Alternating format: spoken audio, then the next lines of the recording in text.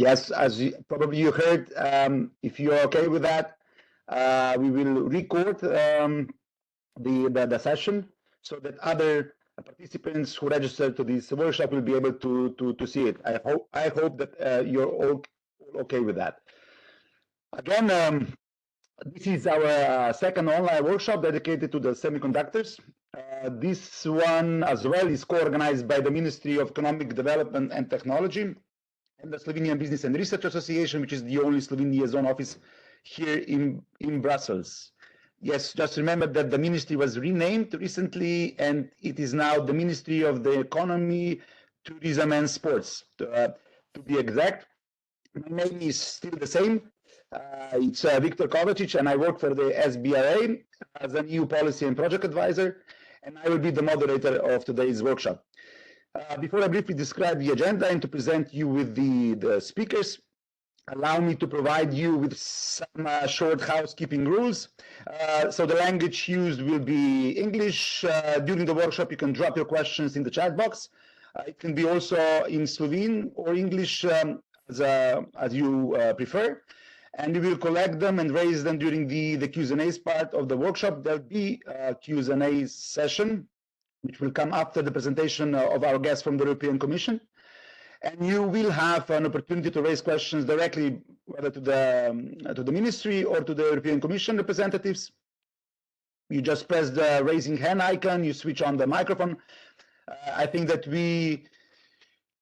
we all know how it works by now, but saying that, please keep in mind to keep your microphones off during the rest of the workshop. And also, yes, the presentation will be available to everybody, and we will post it at our webpage, and we will be sending the link by email to all of you registered to our workshop. So in cooperation with the ministry, we are organizing a set of online workshops addressing the issue of semiconductor technologies and applications. The first one was dedicated to the presentation of the legal and financial framework of the European Chips Act. And today, at today's workshop, we'll be presenting the EU financial opportunities, programs, instruments, and also calls which support the semiconductor value chain across the EU. So we have decided to present you today with two different areas of policies which provide support to the semiconductors. The first one is the European Innovation Council instrument called the Accelerator Challenge, with its specific topic on quantum and or semiconductor components. The presentation will be given by two respective colleagues from the European Commission Executive Agency called ISMEA, or fully is the European Innovation Council and SMEs Executive Agency. So we have Ms. Samira Nik and Mr. Andreas Limberis. Welcome, and many thanks to both of you for being with us today. And our second presentation will be dedicated to the overview of the funding opportunities of the Horizon Europe Cluster 4, Digital Industry and Space, which is also providing financial support for the semiconductors. And this interesting presentation will be provided to us by a colleague from HDEA, which is the European Health and Digital Executive Agency of the European Commission, Ms. Natasha Ley. Natasha, warm welcome and big thanks to you too for being with us. And now, without further ado, I'm inviting the hosts of today's workshop to inspire us with their welcoming words. And I would like to invite first the State Secretary, Mr. Mateusz Frangish. Please, the floor is yours. Hello, thank you, Victor, and thanks for organizing this event to Slovenian Business and Research Association in Brussels. It is the vital interest of the Ministry of Economy, Tourism and Sport to create ecosystems. Today's event, another in a row of such events, show this ambition that we would like to strengthen the cooperation not only between institutions but also between companies that are interested in this industry. As already announced and seen, it is in our interest to provide our industries with all the information necessary to prepare for the opportunities that are provided by European Union in the context of our strategic ambition for Europe to be a strong developer and producer of semiconductors. To keep this opening statement as brief as possible, thanks once again, and thanks for bringing on board very good experts that will provide with knowledge and information and opportunities to all our semiconductor ecosystem. So I wish you all a very good event. Thank you, Victor. Thank you, Mateusz. Yes, indeed, this is just one in the row of the workshops. We will present also the other policies and areas. And I do believe, I know that we are ambitious, and I do believe that the businesses are eager to know more about the funding opportunities that EU is providing. And now we will also ask Mr. Draško Veselinović, President of the Management Board of the SBRA, to give his welcome address. Please, Draško, the microphone is yours. Yeah, thank you, Victor. Yes, I'm muted, so it's okay. So thank you, Victor. Hello, everyone. Actually, not much to be added what you both said already. I also thank State Secretary, hello, Mateusz, again, to join us, because you give then a special taste to the special flavor to the event, knowing that ministry supports, these activities. As said, this is already the third such conference in a row. We organized the first one on the 25th of November, which was a rather general one. So we talked about the European Chips Act, and of course, in general ideas where financing will come from. The second one was organized not long ago, a few days ago, actually. I was present there most of the time, by the Faculty of Electrotechnics in Ljubljana, and they had huge event in live version, so to say. There were almost about 100 people there, but it was very technical. So actually, in the conference was the whole day one, so it really elaborated what Slovenia and Slovenian stakeholders could do in technical sense regarding semiconductors and broader. So it was very informative, I must say. Many opportunities lie there, and of course, as I used to say, everything ends with the money. So how you finance, some great ideas, some great projects, some great technical innovations, and of course, you need economies of scale regarding this production, which is maybe a problem a little bit of Slovenia, but still, we could do some niche products, and also in some areas we could also have economies of scale. So this conference, we thought to have it really, focus on financing. So I'm thanking again State Secretary for joining us, and of course speakers from ISMEA and HADEA. Thank you for joining us, and we are all looking forward to hear what are some concrete possibilities that we will follow, and we will also help, of course, our stakeholders in obtaining some financing through these instruments, or maybe some others which are also there or will be there. So that would be my welcoming address, so to say. Hello everyone again, and have a good time, and listen to the opportunities that we have. Thank you. Thank you, Draško. Yes, indeed, we decided only for 2 presentations because we believe that these 1 hour and a half workshops are lighter and more educational than the whole day info days. And what you said, that everything starts with the money. Let's hear where the money lies in the EU. And therefore now I have the honor to greet our first guest from the European Innovation Council, Mr. Andreas Limberis. He's head of Accelerator Challenge-Based Sector, and Ms. Samira Nick, who is a program manager at Quantum Technology and Electronics. Both will provide us with the overview of the European Innovation Council Accelerator instrument. Please, Andreas, Samira, the floor is yours.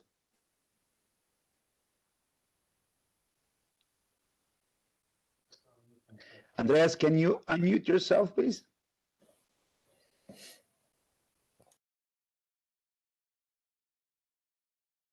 Andreas?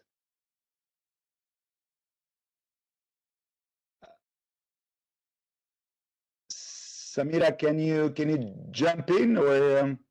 Hi, and I just tried to catch up with Andreas because the plan is to start with Yes, Andreas. yes, indeed.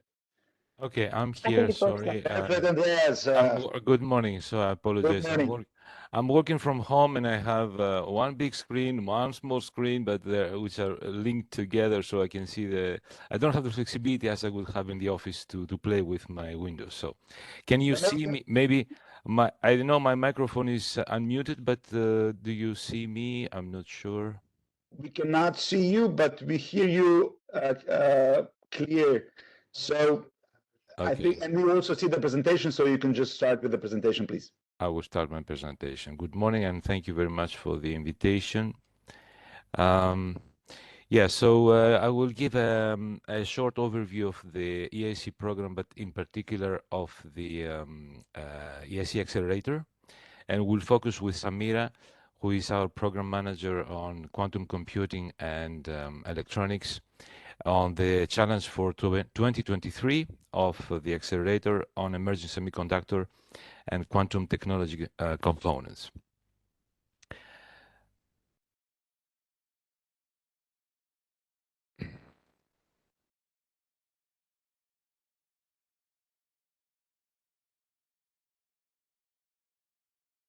Good. So just to remind to our participants that the EIC, the European Innovation Council, is part of the European Horizon Europe program. It is a third pillar, as two other pillars are on excellent science, so research mainly, and pillar 2, which is global challenges and European industrial competitiveness, where HADEA is mainly has a key role. What is the EIC, the European Innovation Council? It is Europe's more ambitious innovation program with a budget of 10 billion for Horizon Europe, which is unique, so combined research acceleration for small and medium enterprises, startups and scale-ups. It is the largest deep tech innovator in Europe with over 3 billion euros budget, and of course enhances the European innovation ecosystems. We work in a very close partnership with the ERC, the European Research Council, the EIT, the regions, etc. We have already run the work program in 2021 for 1.5 billion euros, and the second work program 2022, which we're now negotiating, which was of a budget of 1.7 billion euros. Now the third work program, 2023, adopted in December, and we will have a budget of 1.7 billion to spend for our goals and initiatives. So the EIC is mainly composed by the three parts that you see here: Pathfinder, Transition, and Accelerator. Pathfinder is for consortia. It is supporting activities with technology readiness level from 1 to 4, early stage research or breakthrough technologies, and for grants up to 0.75 million. Okay, I think this is wrong. This is not true. The funding is up to 3 million euros, I think. So there is a big, small error here in the slide. For transition, we support individual companies, but also consortia. Consortia, yes, for TRL from 3 to 6, proof of concept for validation, and grants up to 2.5 million. And for the accelerator, which I will develop, of course, further, we support only individual companies, small and medium enterprises, and we support technology readiness level from 5 to 8 for innovation activities, and also we support with investment, so equity, for up to 15 million euros. Apologize, there are a few mistakes in this slide.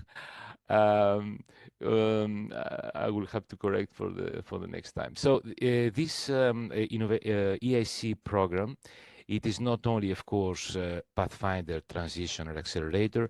It is also many other ingredients which regulate and govern this program. So, for example, the strategic role of the EIC board, which is here to advise on the work program, to present at major events, and to also publish the strategic goals and key performance indicators. But also it is composed by a very important group of people who are building the strategy of the program, the EIC program managers, and we have a program manager for each of the main topics that we support. Samira is also, of course, part of this group of 10 high-level experts. Also, which is not here, we have a very important business accelerator services, which are another unit in AISMEA supporting the companies and all the players of the EIC program to find really the partners in the market, to team up with investors, to connect to big events, and to promote all the companies and the beneficiaries of the program, and to open the road, if you want to go to the market, to team up and to network with other stakeholders. So in a snapshot, what is the accelerator that we're looking for? As I mentioned, startup and SME seeking to scale up. This is very important. We do not support companies who want just to develop technology, but we want them, through the development of these technologies, to become big, autonomous, and independent, and very, very competitive. Also, of course, we build on innovation, on scientific discovery. This is what we mean by deep tech. So scientific discovery or technological breakthroughs, and also innovations that require significant funding over a long time period and are too risky for private investors alone. So these are the three ingredients that are required for companies to receive funding from us. We have 4 funding schemes: the grant only, where we support only companies that develop and demonstrate and validate technologies, but they have also the capacity to scale up by themselves, so they don't ask for investment. The grant first, where there is still a need to develop further and demonstrate the technology. And then the investment part will come in the course of the project. Then we have grant and investment, where we support, as I mentioned earlier, development, innovation activities from TRL 5, 6 to 8, and also deployment and scale up for TRL 9, for which they receive investment. And then we have investment only, possibility to submit as a proposal. As mentioned already, so grant component, we fund up to 2.5 million. Eligible costs are reimbursed up to a maximum of 70%, and small mid caps are not eligible for grant only, but they're eligible for the investment part. Sorry. The investment component, it is from 0.5 million up to 15 million, usually in the form of direct equity or quasi equity. We take a minority ownership of the company, maximum 25%. And this is a patient capital principle, 7 to 10 years maximum, for with an average of 15 million or 15 years shareholder. Who can apply it? So single company, as I mentioned, no consortia, but they can also have a subcontracting, of course, and affiliated entities. The SME definition of EU that you see here. Small mid caps up to 499 employees, only for capital, scale up and investment, and natural persons or legal entities from member states, associated member states, and from non-associated third countries who are intending to establish an SME or to relocate in existing SME on the member states or associated states. This here means that a natural person can submit a proposal, but at the moment of the signature of the contract, this natural person should have established a legal entity in one of the member states or associated states. An important part, as you have understood on the accelerator, is the implementation of the investment or equity part of the blended finance. This is an important, this is a major, let's say, innovation of the program, as I mentioned. So the EIC fund manages, of course, the equity investment in startups and SMEs. It is composed by a fund manager, which makes the investment and the investment decisions and portfolio management, the European Investment Bank, which is the advisor of the EIC fund, and EISMEA, which conducts the evaluation and selection of proposals, implements the grant component, and ensures coordination between grant and equity components. Since the incorporation of the EIC fund, which started with the pilot in Horizon 2020, the EIC fund has approved more than 170 deals for more than 800 million euros and signed 96 investment agreements in the pilot and Horizon Europe, as I mentioned. The evaluation process, in a very, very short time and in a summary way, you have 4 steps, or I would say 4 steps, starting with idea, so submitting a very short 5-page and a pitch for a short idea, which is evaluated. So this step 1 is evaluated by 4 experts. If you receive to get 2 goes, at least you go to the next step, which is the preparation of the full proposal and the business plan, and submit it to the AI tool. And then you can also receive a coaching support for preparation of this full proposal. Then you submit the full proposal, which is assessed by 3 experts. If you get 3 goes, you go to pitch to the jury, and the jury is composed by 5 to 6 jury members. And if selected, we start the contract preparation.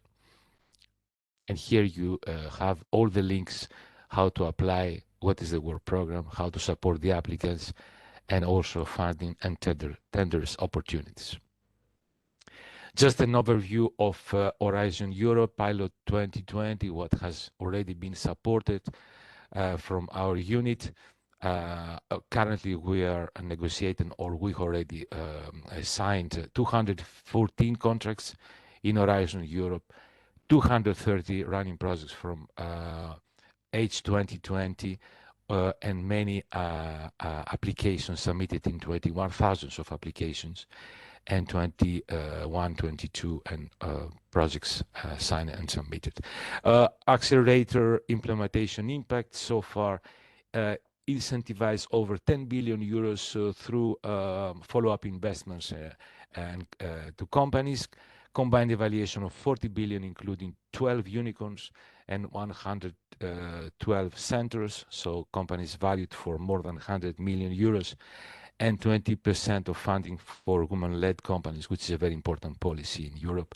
I have put also the link, and I will provide, of course, the presentation for you to have the link of the EIC Impact Report 2022, where you can find all the data of companies and what has been funded so far.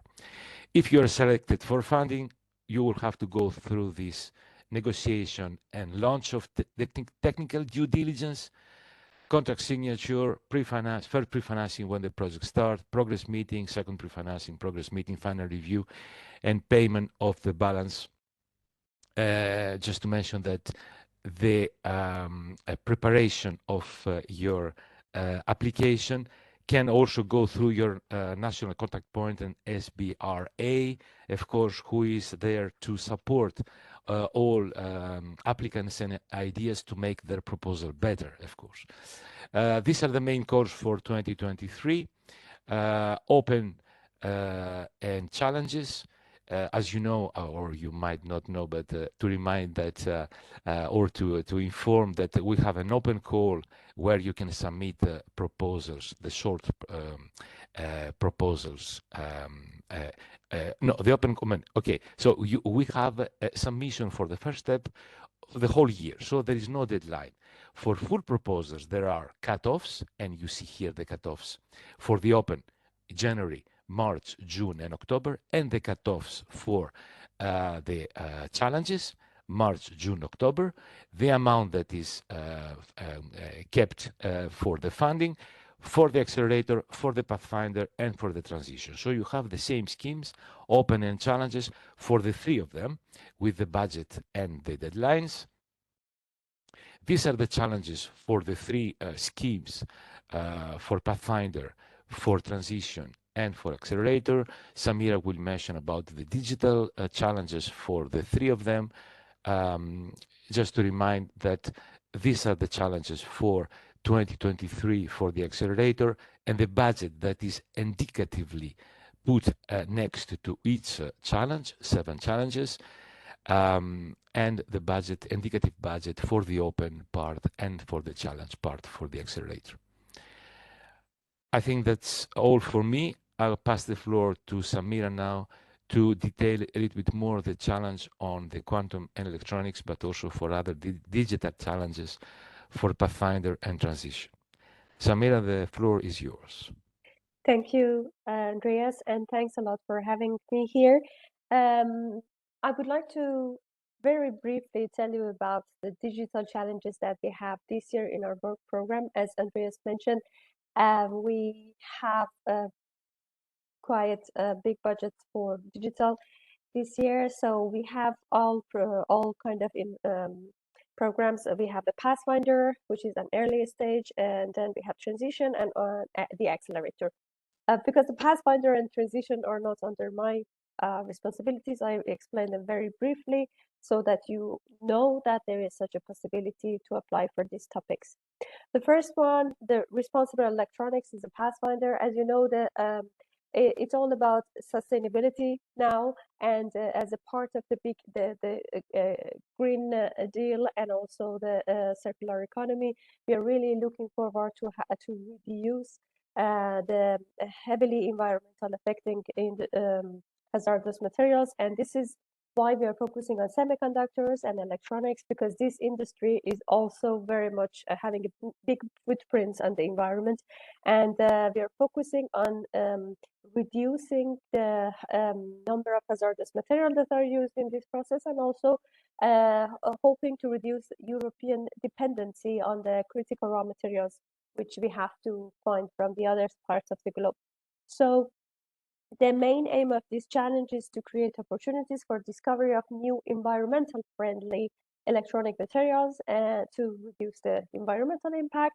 And the specific objective is to break through in development of advanced electronic materials for unconventional devices, advanced processes, and unconventional applications, including e-textile and e-skin. So this is an early stage research, and this can be done in collaboration with other countries. It's actually preferred that you will have a consortium that contains many different participants. Next one, please. And then I will go to the transition challenge that we have for this work program, which is called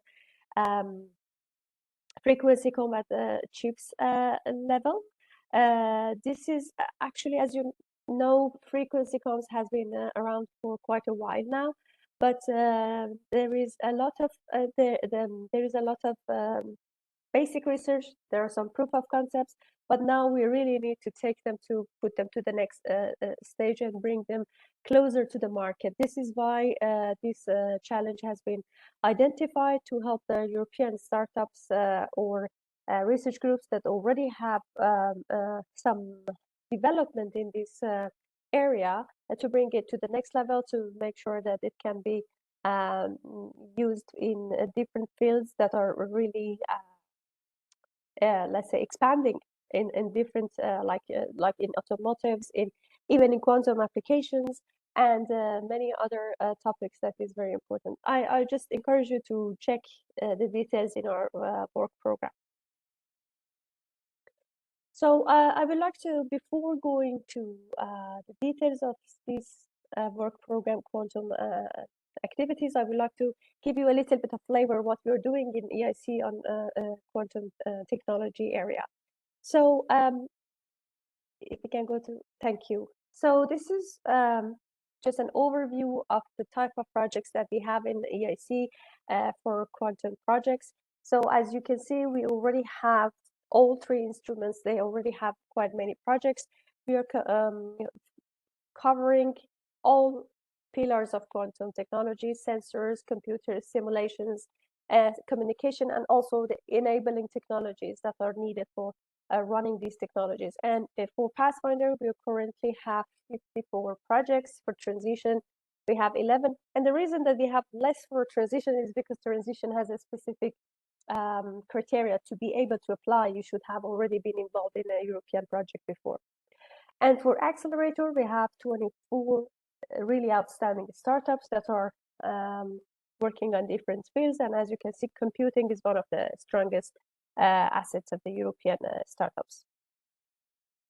And so for the work program that we had last year, we already identified a Pathfinder challenge that called Alternative Quantum Information Processing, Communication, and Sensing, which is the deadline has passed. We received a substantial number of proposals, and we are going through the second phase of evaluation in February, and we will have a new new projects in under our portfolio.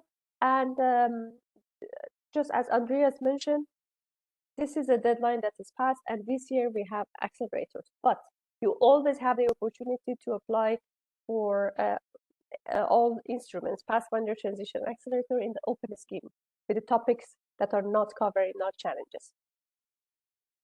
So for the EIC Accelerator Challenge this year and Work Program 2023, we have the topic called Emerging Semiconductor or Quantum Technology Components.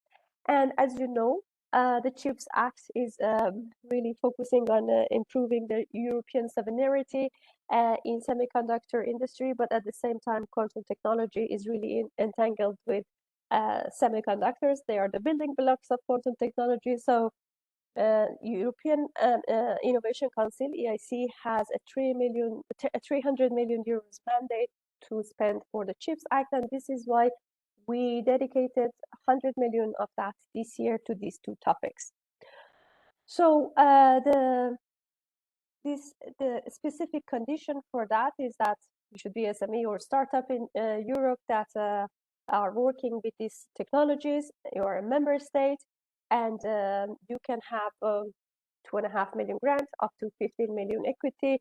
And these are all important. The very important thing in these challenges is to make sure that they are not controlled by a third country that can have an effect on the security or sovereignty of Europe, just to keep that in mind. So if we go to next one, please, I can explain a little bit more in detail.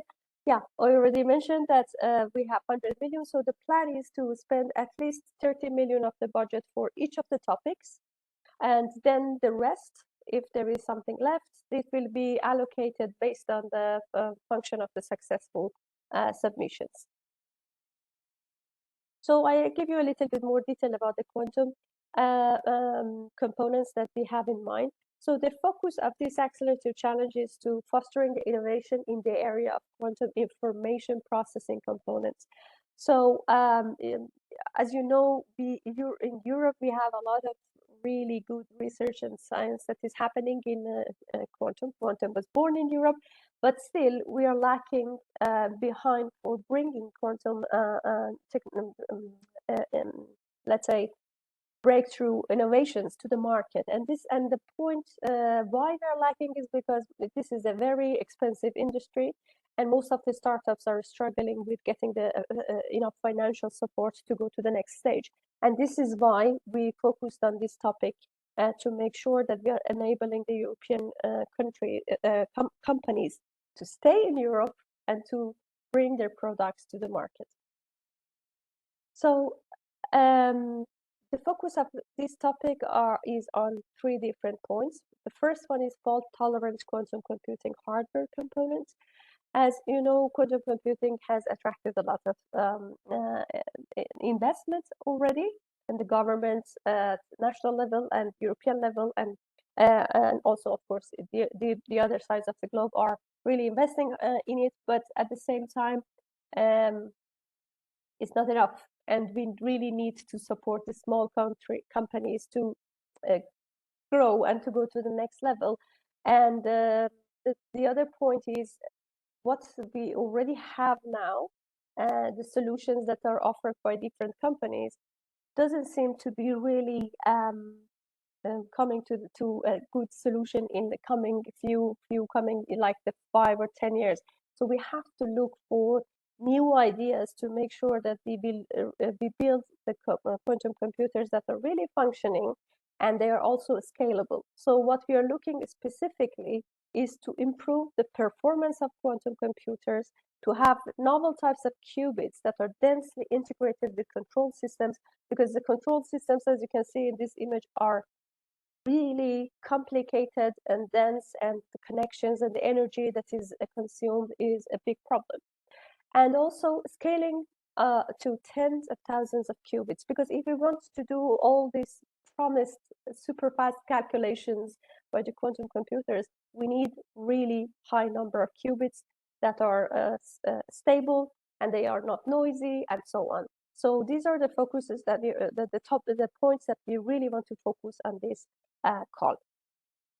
The next two components that we are looking for are quantum sensing components for real environments.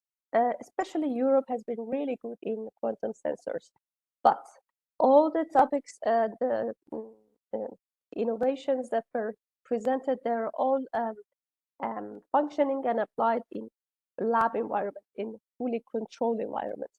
And we would like to go to the next step to make sure that we have quantum sensors that are able to function in real environment, and that can be used in different application areas like pharmaceuticals, space, automotives, and imaging, and so on. And also this applies for the third component that we're looking for, the quantum communication devices. Because there are also, especially Europe, has been invested a lot on quantum communication, cryptography, and so on, but still they are not applied in real environment. And we are looking for startups who are having innovative ideas how to make this happen and bring these devices to the next level and the real application.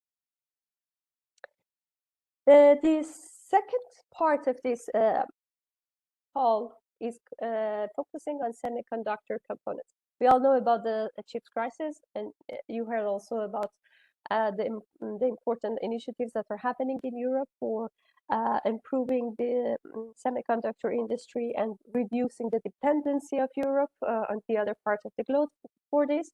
And an important part of it is semiconductor chips design. And important, why is it important? Because most of these semiconductor components and the intellectual properties for both analog and digital integrated systems can add a lot of value to the European semiconductor ecosystem and reduce the dependency. For instance, now mainly we are dependent in the US for chips design.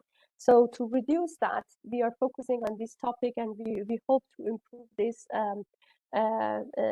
issue of design for different types of types of devices in memory, logic, optical, computer sensors, and so on, which can be applied for 6G or 5G communication, cybersecurity, health, wellness, and so on. So we also would like to have this, the impact that we are looking for is that it will basically bring the innovation that these smaller startups have will make us closer to commercial deployments and bringing this European companies in the front line for semiconductor chips design, as I mentioned, because then this will also increase the possibility of having more fabless companies in Europe, which is at the same time a goal of the European Digital Compass for increasing the capacity and possibility of sustainable semiconductors in Europe by almost double by 2030.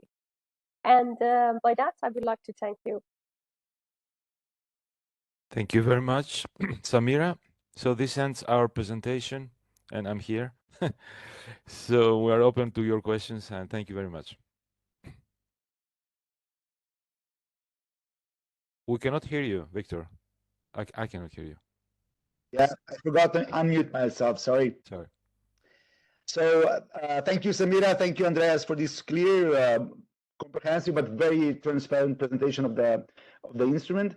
I know that we have participants from business, and I can imagine that they might have some additional questions for you guys. Just if anybody has any question, just raise your hand, unmute yourself, and present yourself. I see that there is already a question from my director. So he's asking whether are there any companies actually that do not need a grant but just want equity for scale up. Yes, there are, but these companies should have a grant first with us in previous grants. So if you have a grant with us in Horizon 2020, for example, or a grant in Horizon Europe, but this is not possible because they have just started, then you can apply for equity only to scale up. Exactly.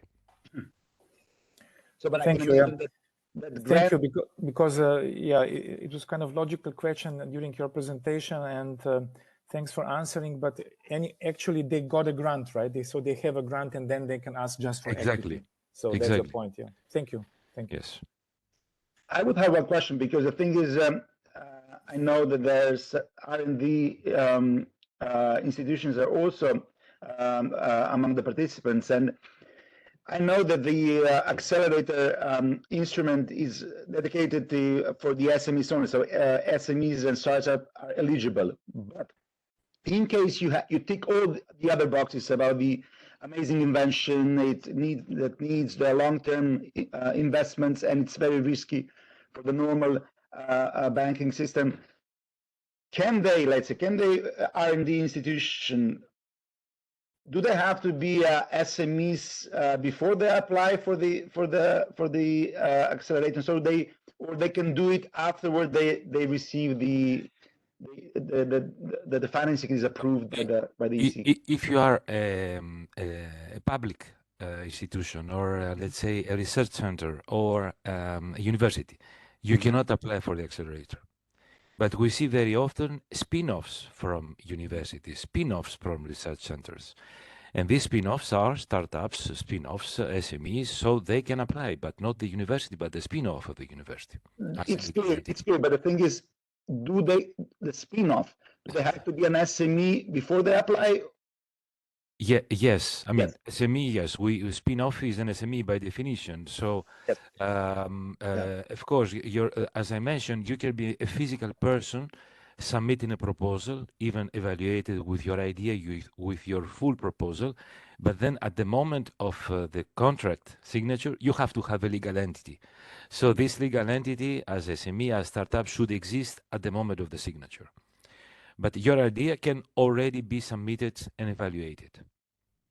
Okay, but Victor, to be honest, I have not understood your question, because as a university, as an academic, you cannot submit a proposal to the accelerator. You can submit to the Pathfinder.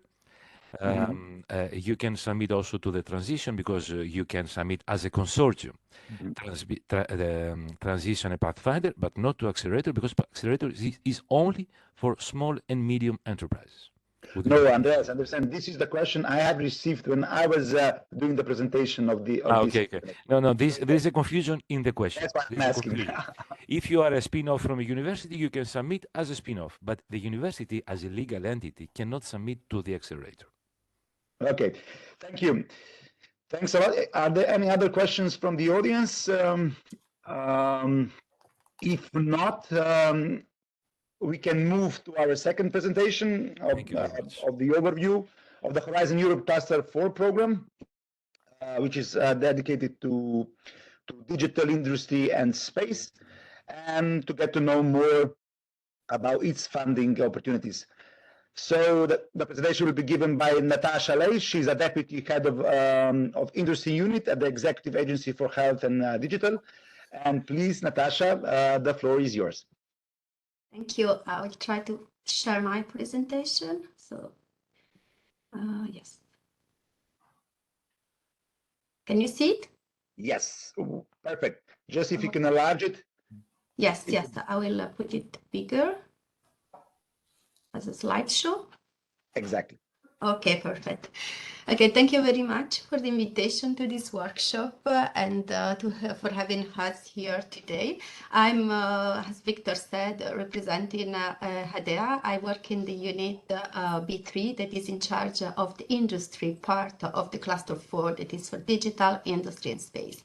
I'm not alone here today. Also, my colleague Eleftherios Bordakis is present as an expert, as a project advisor, so has more technical expertise on the topics that my unit is managing, but is also an active member of the team, the co-coordination team. So he has also a lot of knowledge to share in terms of rules for participation and procedures. So it will be very added value to have him here today. My presentation will be focusing on a general vision of the cluster 4. We will give you also all the funding opportunities that are in the work program 2023-2024 that has been published on the 6th December, and the calls that are currently open. We also give you some ideas on where some semiconductors topic could be found in the work program, and eventually who is managing this topic, because it's not HADEA managing these particular topics. But going back to the cluster 4 vision, so we have to say that of course research and innovation in industrial is in industrial research is a key enabling technology, plays a crucial role, essential to create well-being, prosperity and also jobs across Europe. Cluster 4 is a part of Pillar 2. So as Andreas has mentioned before, the structure of the work program Horizon Europe. So Cluster 4 is in Pillar 2, so global challenges and industrial competitiveness. There are 6 clusters there, and Cluster 4 is about technology, industrial, industry, digital and space. The vision behind the proposed investment under Cluster 4 is that the EU should shape a competitive technologies for the industry in global leadership in key areas that enable production, consumption, respecting the planet and maximizing, of course, the benefit for all the citizens. There are 3 main aspects that are addressed in Cluster 4: the green digital twin transition, the climate neutral circularity and the clean industry, and the major contribution to inclusiveness and resilience. So this is also to say that Cluster 4 is replying, addressing the challenges or the political priorities of the Commission, 3 out of 6. So the Green Deal, Europe Fit for Digital, and the European economy, the work for citizens. We have the industrial and digital transformation, of course, that takes care of mastering technology, deploying technologies and technological infrastructure, and securing the autonomy of European Union in strategic value chain. The climate neutral, of course, aims at a low carbon, digital and circular industry, ensuring a sustainable supply of raw material, develop advanced material, and provide the basis for advance and innovation in global challenges to society.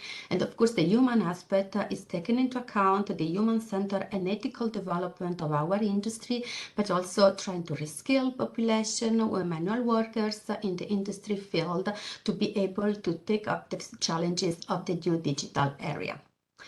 The documents and the legal part that is, of course, at the basis of the Cluster 4 are many documents, of course.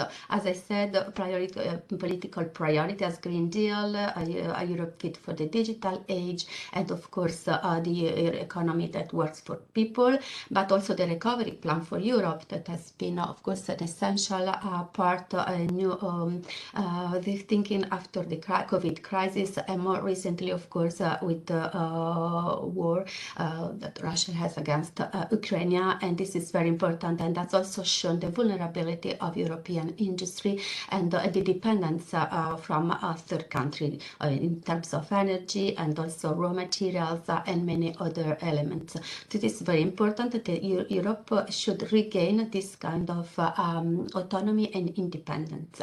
But all the documents, of course, as you can see in the list, there is also the European Chip Act that I understood it was also it was in the first of your workshop. It was focused on the legal basis and the legal part of the Chips Act.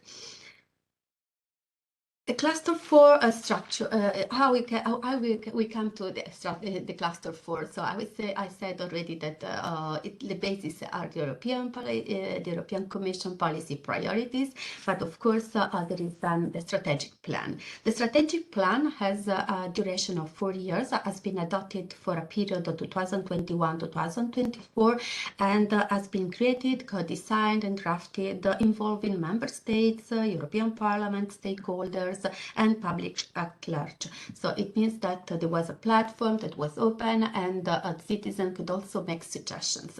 So the result is that the strategic plan contains 4 strategic orientation and impact areas, and 15 expected impacts.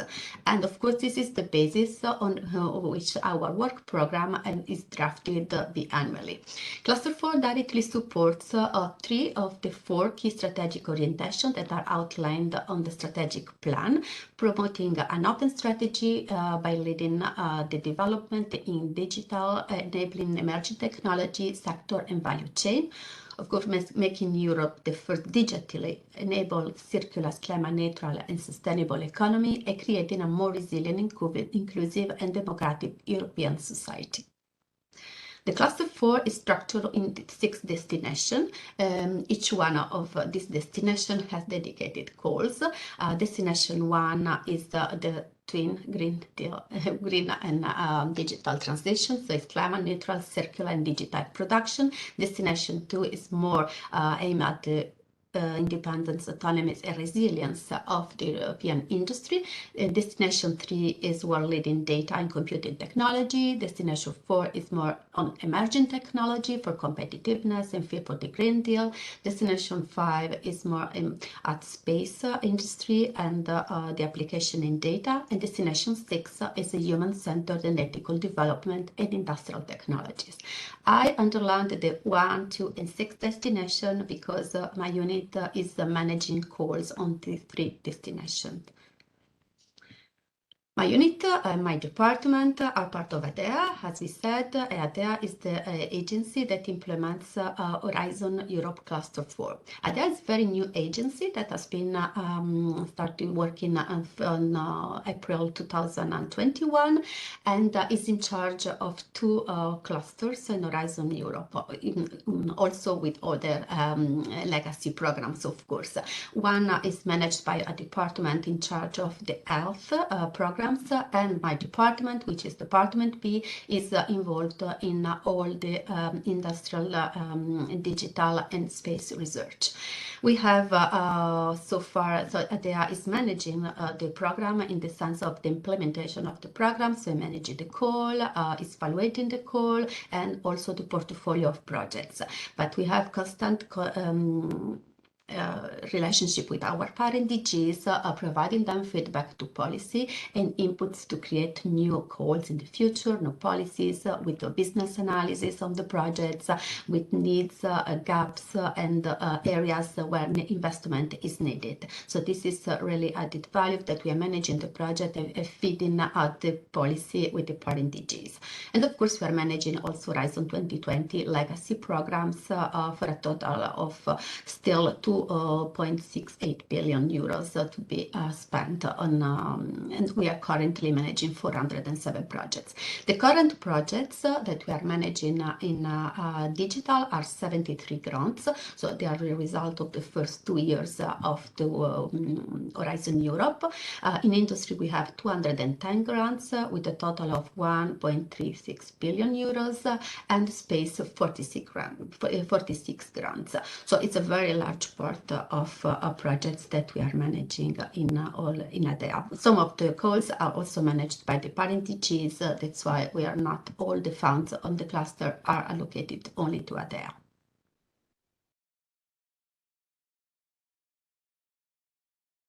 Okay. Okay.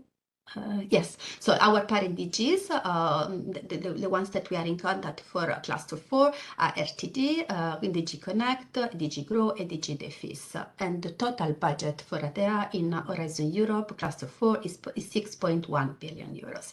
We are also managing CEF2 Digital for 1.7 billion euros, and the Digital Europe program for 800,000 billion euros. 0.8 billion euros, sorry. So we also digged a bit on the participation in the first 2 years of the work program 2021-2022 and with the Slovenian participation in the program. So we found out that in our calls combined for the 2 years in the industry area managed by industry unit, we have 41 selected proposals where Slovenian participants are involved for a total fund of 23 million euros and 55 participation. Means 55 companies, entities participated. 3 of them are coordinators of the projects and 52 are beneficiaries in the projects. In digital, we have 4 out of 75 selected proposals, funding 1.6 million euros and 8 participation as beneficiaries. In space, we have 2 out of 45 with €500,000 and 2 participation as beneficiaries. So a total beneficiaries, Slovenian beneficiary in the 3 units in the cluster 4 so far are 62. I will show you now some the funding opportunities that are in the work program 2023-2024. The work program has been approved, has been published on the beginning of December, as I told you, and the calls are all open at the moment and will be closing around March or April, depending on the calls. But also we have 2 stages calls, so only one of the 2 stages will be closing in March, and then we will have a second stage later.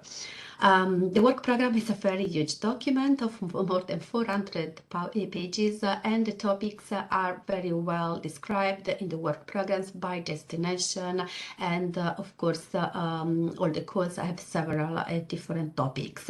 We also have to say that our topics are prescriptive, so there is not a bottom-up approach in this program, so it's very important for beneficiaries to carefully read all the requirements for each topic before applying, because all the points must be addressed in the proposal.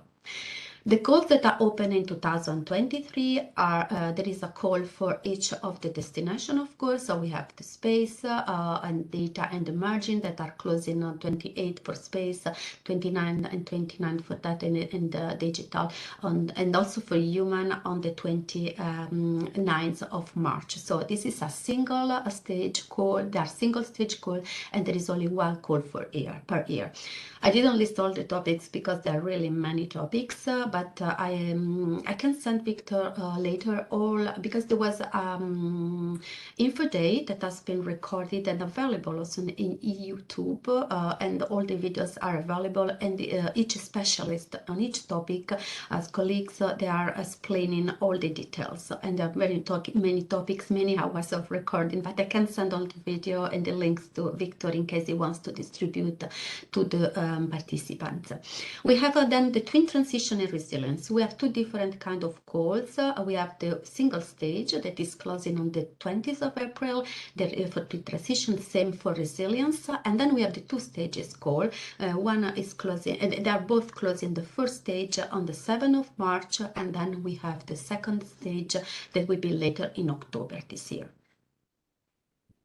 Has this workshop, as the previous one, is very much focused on also the opportunity for in semiconductors.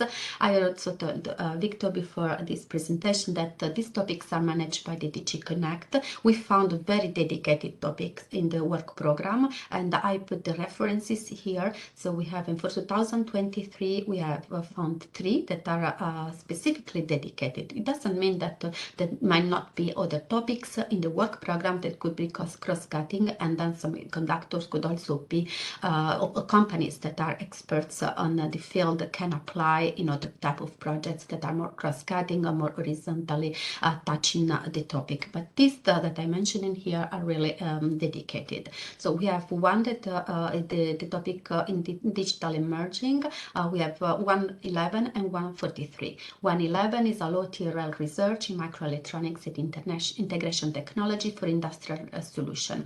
It's a RIA, so it's a research and innovation action, and the contribution per project is more or less between 3 and 4 million euros, and the TRL is very low, so it's 1, 4, 2, and aim at being 3, 4. So at the end of the project, it means really very early stage of research idea. The second is a framework partnership agreement that ends a 4-year partnership with eligibility condition of the initial TRL 4-5 for the companies applying. So it's a framework partnership between the Commission and companies that are expert in quantum computing. The third one for 2023 is an international hub with digital partnership in the Indo-Pacific. So it's a coordination and support action, and it's on the destination 6 human. So it's the number is 191. We also find one for 2024 that is also in digital emerging. So topic is number 131, and it's a pilot line for 2D materials based device. It's also a research and innovation action with a higher TRL in this case, that is starting 3-4. What is important for the participants is to know how to apply all these funding opportunities. First of all, the funding and tender portal is the place where each beneficiary, potential applicant, beneficiary should go and check for funding opportunities. This is a unique portal, so all the programs are it can be found in this portal. So you can find a call, and when you find a call, you have to register as an organization to receive a participant identification number, so the PIC number, and with this number you are entitled to start applying and to look for any, to check for condition and funding, to find partners in case you have a very brilliant idea or have a project in mind, but you still need a partnership, and you can also find partners there. You can submit a proposal, and when a proposal is submitted, all the application process comes through the funding and tender portal, all the communication with the Commission, and all the documents and also all the guidance, but also all the templates are available, so you can also check them in advance. It's eligible for funding in our programs. All the European countries, of course, member states, including also outermost regions. So I mean, for example, for France, they have the territoire d'outre-mer can be eligible, but this is also for other member states that have territories and overseas countries that are linked to a member states. The non-EU countries can be eligible if they are associated to Horizon Europe, some low and middle income countries, but for this you should really check the Horizon Europe program guide, because there might be very specific conditions, and other countries where is announced in the call. There might be, for example, some dedicated countries to specific areas, and this is the participation of other non-EU countries in this area is necessary, is essential for the call, and this of course is indicated in the call requirements.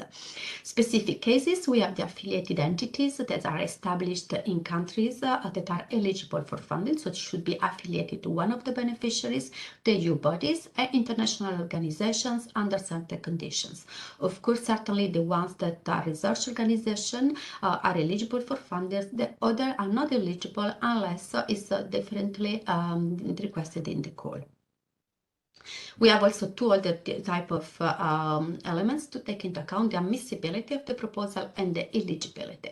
The proposal must be complete, readable, accessible, printed, and also printable, and submitted on time. So there is a specific time for the call, it should be respected. Should also be in English, and the plan for the exploitation and dissemination of results should also include communication activities. There is specific page limit for a type of action, but this is normally indicated already in the templates. We also have a blind evaluation this year. I will say some more later, and maybe Eleftherios can also add some details about this. And the disclosure of applicant entities is forbidden because this is part of a blind evaluation. So in case is a consortium recognizable in any way, the proposal might not be admissible. For the eligibility, I have to say that we have to say that eligible should be all the activities that are described in the call conditions, and as I said, the activities should also very much link to the call conditions, so as they are prescriptive topics. The minimum number of participants should be respected. We are not talking about single entities in this cluster, but only about consortium, so at least one independent legal entities in a member state and at least 2 other independent legal entities established in member states or associated countries. This is a minimum number that should be respected for the eligibility. Also, for the public body, the gender equity plan should be in place. It's not an evaluation criteria, but should also exist before the selected proposal is invited to the grant agreement procedure. But other criteria might also be applying case by case. We have 2 novelties in our work program 2023 and 2024. We have some calls, some topics, more precisely in the calls that are evaluated as a lump sum, and we also have the blind evaluation. So the template guidance documents for the lump sum are available in GovFund, but also you can find the guidance document in the participant portal. What is very important to say about the lump sums is that there is a template also for the budget breakdown and by topics, and evaluation is run with the standard criteria for evaluation for Erasmus Europe. Only the cost estimation will be assessed under the implementation criteria.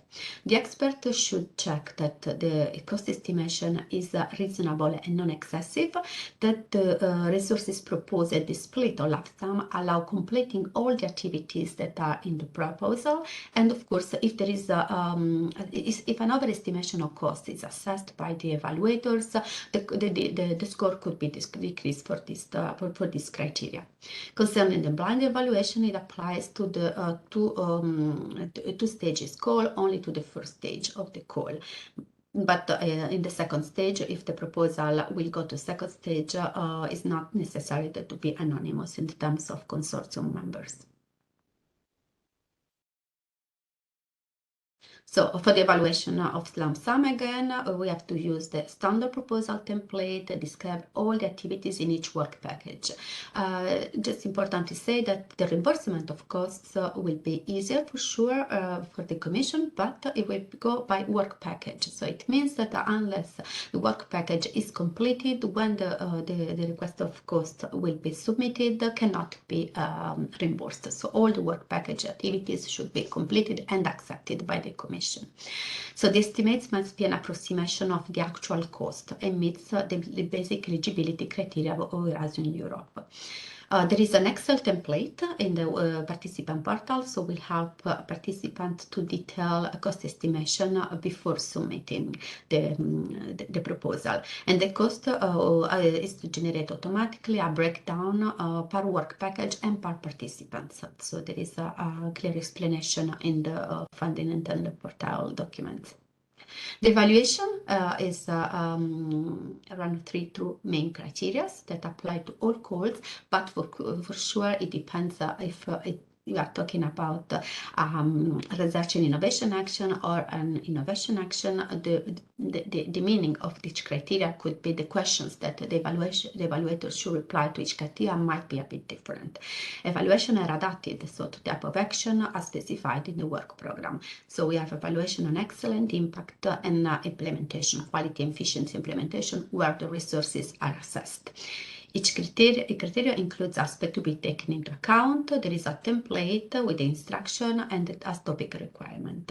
And of course, for the general annexes in the section give you more ideas on the award criteria. For the innovation actions, for example, to prepare the ranking list, so the criteria impact is given a weight of 1.5 to determine the ranking list of participants. Some suggestion for the participants is what you have to do when you want to apply. First of all, carefully read all the documents and the frequently asked questions, because are very important, and they give you some idea on what is really important not to forget when you do your proposal, and to avoid some common mistakes. You should also check the topic updates on the funding and tender portal, paying attention on the topic conditions. I told you it's very prescriptive, so it's very important to read that you or meet all the eligibility conditions, and follow up the templates, because they are there to help the participant to prepare the proposal in the best way, and read also the evaluation criteria to be sure that your proposal addresses all the requirements. And you can also submit how many times as you wish. There is not you're not once you're not selected, it doesn't mean that you cannot submit again. Don't include activities that are not eligible for funding. You also have to make sure, don't forget to mark resubmission when it's relevant. I mean, that we know that the proposal has been submitted already once, and don't add information that are not necessary for the proposal, and don't wait the last minute. This is very important, because it might be that the system is a bit too crowded and you risk to not respect the deadline. And of course, if you are applying to a topic that is evaluated according to blind evaluation, do not disclose applicant's identity in any way, because this is a very important admissibility condition. And of course, I want to give you also more information also for getting a bit more ideas on what is important when you are already selected. For example, for the grant agreement preparation phase, there is an event that is organized by DG LTD, and it will take place on the 2nd of February. So I leave you in the slides the link, the agenda, and if you want to send an email, because I think the registration is closed, but still it's possible to send an email and to be included in this event could be also useful for eventual next steps on the preparation of the grant. To check about more information on our program, we have, I sent you all, I put in the slides all the links for ADEA on the social media, and to stay connected in order, and also the commission, because we advertise about the calls, so we give you more information about them. And of course, you have to rely on the Slovenian Business and Research Association, which also, among all the activities, also supports participants in EU funding, advise and assist during the preparation of proposals, and provide guidance on the EU funding opportunity across different programs. But of course, it can advise reading the topics if your idea could be funded under certain calls, or maybe can address you differently. So this is the end of the presentation. So if you have any question, I'm available, and also my colleague Eleftherios. Thank you, Natasha, for providing us with this very useful and interesting information. Now it should be clear what we have to do and what we shouldn't do when apply for the course. And sorry, Eleftherios, for not saying hello to you. I can also see that you already dropped the link for the working program for 23-24. Thank you for that. Now it's time for the Q&A session. If you have, it's time for the participants to ask some questions or to give comments to our speakers. Please raise your hand, present yourself, and pose the question to the specific speaker. But I would have one question for you, Natasha. The slide where you have presented how Slovenia is doing the success rate.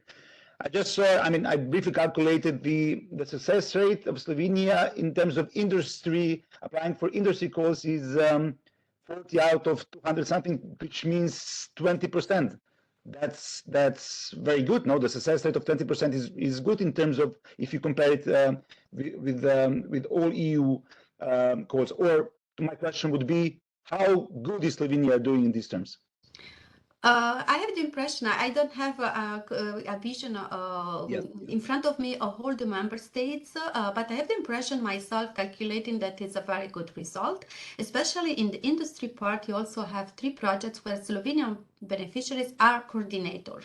So I have to say that now is a bit earlier to say if these projects, I hope very that they will be communicating a lot about the activities, because you know in 2021-22 it means that the project has started even very recently, because we have just signed the grants of 2022 calls, and the ones that were signed in the previous calls are just probably 1 year old. But I hope that they are already advertising and communicating about these projects. If you want more information, I can also check and send you the link of this project. They should have a website. Is one of the requirements normally for the funded proposals in Horizon Europe. So I think they also have some success to share with us, and maybe next time you can also invite them to witness their participation in one of your workshops. Thank you. I can see that there are no questions in the chat box. Anybody else from the participants, please, now is the time to ask questions or to comment on the actions of the European Commission and their working programs. So if I can just comment on Natasha's intervention, of course, because we have a lot of how to say synergies with Natasha. By the way, she was in my position some time ago here in the EAC, and she's now in my previous position in Pillar 2. I was in electronics for many years. And just to raise the importance for the participants on these collaborative projects. Collaborative projects are different from single beneficiary and mono-beneficiary projects. Not only from the composition of the consortium and the eligibility rules, I would say, also from the TRL point of view, because these are a lower technology readiness level projects. And then I would say that this is a precursor of the EAC, of the innovation programs, because you develop the technology around this TRL, let's say 3, 4, 5, and then you come to the accelerator when the technology is quite mature, when you can prove that you have validated in the laboratory, and then you start from TRL 5, 6 to the accelerator. So just to pay attention on the moment of the development of the idea and the technology for the applicants, to identify the right call, to identify the right moment to submit whether they want to build a consortium and submit to the most of the European work programs are based on consortia submission and collaborative. And for the EAC, it is quite particular for an SME to submit a proposal for its own, because the company wants to scale up and to become competitive in Europe and globally, I would say. So these are totally different visions and objectives when you go to Pillar 2 and when you go to Pillar 3, I would say. And for the Slovenian, I think in Pillar 3, Slovenia is not doing very, very well. Like many other widening countries, I would say, countries that are not very successful in the EIC, like Greece, I would say, my country as well, is not doing well. You have many submitted proposals, but very few selected, because the selection process is very competitive, I would say. We have now one Slovenian company running in the EIC, but I have seen in 2021, for example, there have been 70 submissions and 0 selections. So I think there is an interest here to educate better, to inform better, and to explain the program better. The collaborative part of our program is much better known than the EAC, which is quite new, I would say, so this is normal. But just my reflections based on presentation of my colleague, and I think it's good to reflect. And you, as a let's say, a national contact point, and you can a lot help the Slovenian companies and universities and research centers to identify the best program and to help them to make a good proposal. Thank you, Andreas. Is there anyone else who would like to pose a question? Samira, we spoke just before this workshop started, and you said that you're looking forward to this opportunity to present some additional information to Slovenian stakeholders. And you also said that the stakeholders from the Western Europe are much more successful, if I can connect to what Andrea said. But in terms of accelerator instrument, why do you believe that this is the case, that the Western countries are more successful with their application? What is missing to the Central or European or Eastern European countries? So, as you know, accelerator is a special instrument, so it's for a single startup, and they have to already have let's say a product or a process that is at TRL level 6. So they already and in our field for quantum technology. Sorry to correct. 5, Samira. 5. Yes. Or so yeah, just it's important to say that they have a technology that they have proven at the lab, and they are at TRL5, which is validation in real environment. So we are flexible. We don't ask for 6, but we ask for a 5 at least. Yes. Sorry. Yes. Go ahead. And so for semiconductor and quantum industry, you know, it usually needs a lot of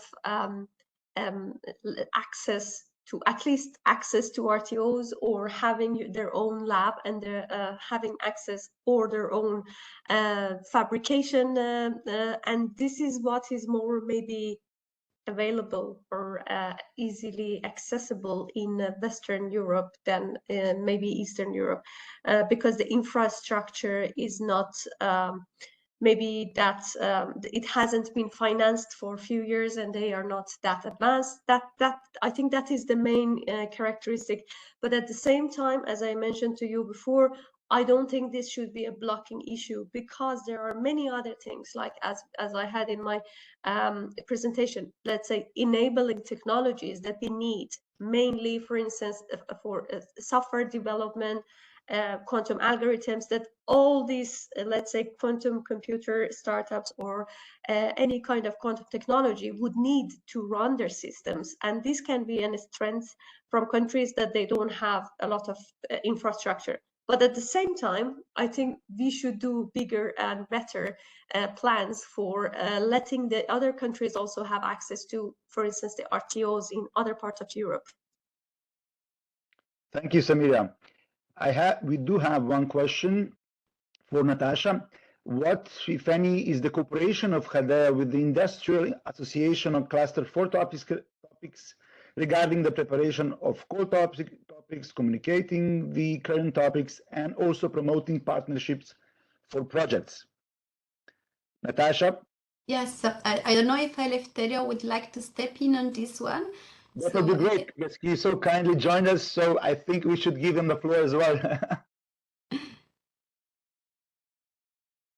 Eleftherios, would you be so kind to say something or to answer the question? So I have some connection issues. So if you please repeat. Well, the thing is, the question is, it's in the chat box. Okay. What, if any, is the cooperation of HADEA with the Industrial Association or Cluster 4 topics regarding the preparation of core topics, communicating the current topics, and also promoting partnerships for projects?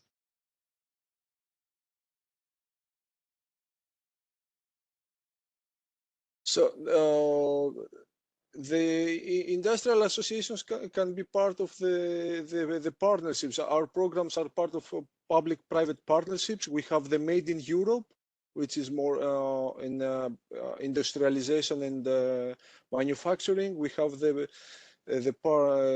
processes for planet, which is on decarbonizing energy-intensive industries. So, industrial associations can be part of this partnership, and then provide feedback to the parent DGs who are drafting the work program. And then, of course, by participating in Aspire or the FOF, the EFRA, then you're forming the work program, but you also have the possibility to be informed on upcoming opportunities. So I think it's a win-win situation for an organization participating in those associations. Thank you. If I can add something on the communication activities, also HDA is a very new agency, but we are starting now to be very much involved in events that are organized by member states with the national contact points.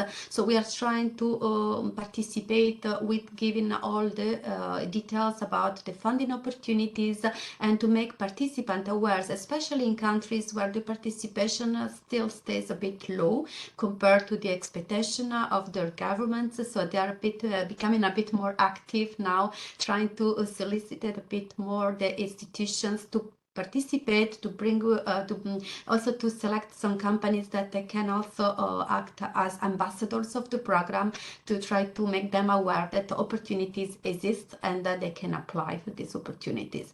And of course, we also participate in program committees with the national representative of member states, where we actually we in the sense of more ADEA, but also the parent DG, of course, they start also reflecting on how to draft the call for the next work programs. Thank you. If there are no other questions, If I may add something, please. In our evaluations, we have let's say a mandate that we have to use 25 newcomers. So that means experts that they have not participated in the past 4 years. And we are also looking to have gender balance and also to have, let's say, geographic balance. So not just have experts from EU 15, but also from the newer member states. So you are also welcome not only to participate as submitting proposals, but you can also make your personal expert profile and be in our database. And coming from a newer member state and not have participated before, you have high chances of being selected. And I would recommend to do that, because then you are becoming part of the exercise. You see how the evaluation is executed, and you see what parts we focus and so on. I think it's an interesting exercise. You build a network, you meet other experts and so on. So I think it also improves the knowledge of those participating also in future submitting proposals. Thank you. Any other questions? If not, I would like to say a huge thanks to all of our speakers. Thank you for your very informative presentations, for your invaluable contribution to this workshop, and of course, for your time. You can stay with us until the end, because now I will give the floor to our director, Mr. Veselinovic, for some closing remarks. Please, Draško, the microphone is yours. Yeah, thank you, Victor. Also, thank you for chairing this and preparing the whole thing. And of course, SBR team. I would like to thank also all the speakers. I mean, Samira, Natasha, Eleftherios, Andreas. Andreas, you raised some very interesting points regarding EIC successful, EIC success for Slovenia. It's true, we haven't had any companies in EIC, which is really, really strange. You know, we just got the first one just recently, and I talked to its director and owner on Friday, because she was taking part in one of our conferences that we had in Ljubljana that I was sharing. And, you know, she's really the first one after 2 years or even more, you know, a little bit more than 2 years, because we had pilots before, right? So that's really interesting, because Slovenia was quite successful, I would say, in SME and fast track to innovation, both instruments which were predecessing these EIC 3 instruments that we have. So we will also, as SBRA, as you mentioned, Andreas, we will even more put focus on helping companies to be more successful. Regarding the today's event, I think it was very interesting. We saw some possibility through EIC, through Challenger, especially Accelerator Challenge, of course. And I think there are quite concrete possibilities which roll over all the time in a way.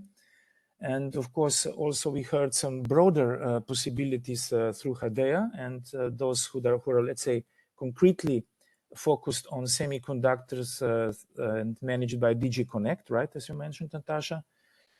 And of course, work programs are to be followed as well. That was also mentioned by basically all of you, and that's what also we are saying to our members, to those who come to us. We should together really follow, for those who are interested in bidding for this calls, to follow working papers and to have maybe some say there. And of course, we can help them in doing that. And basically, also Slovenian Business Research Association is here to help you for all participants today. There are quite a lot of participants. Even we had school holidays. We have school holidays these days. This year, the holidays are earlier because we have Nordic World Championship in Slovenia just coming up. So the winter holidays were moved, I think 2 weeks before usually.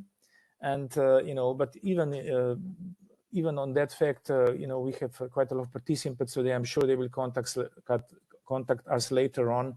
And again, all thanks to all the speakers. You're very helpful and very detailed, and we appreciate joining us today. That would be all. Thank you, Victor. Thank you, Draško. I think you covered a lot. And yes, you're all welcome to our beautiful Planica, where the World Cup Championship is going to happen. From my side, just to say that this is not the last workshop. There will be other covering other areas, especially the policies of DG Grow with DG RTD. Thanks to all the speakers for the presentations, to the participants for your participation. And also special thanks to Katarina Petač-Kontič from the ministry and to my colleague Boštjan from SBRA for all the help in organizing this event. This is all from my side. Thanks again. I hope we will see each other at the next online workshops. You will be informed on time about the dates and hours, and also maybe in Brussels at the follow-up event. Victor, just one more thing, if you allow me. Yes. You mentioned ministry. I would like to point out again, and thanks, State Secretary, for joining us in the beginning. It's important that ministry supports this action as well. So that's why we appreciate, their cooperation and actually, also their initiative for these workshops that we are doing on semiconductors, and of course, these ones, the past one, and of course, the future ones. This is all from my side. I wish you all a nice day. I'm not going to keep you away from lunchtime because the lunchtime is just behind the corner, and we are okay with timing. So from my side, just have a nice day and see you next time. Thank you very much. Thank you. Bye. Bye-bye. Bye.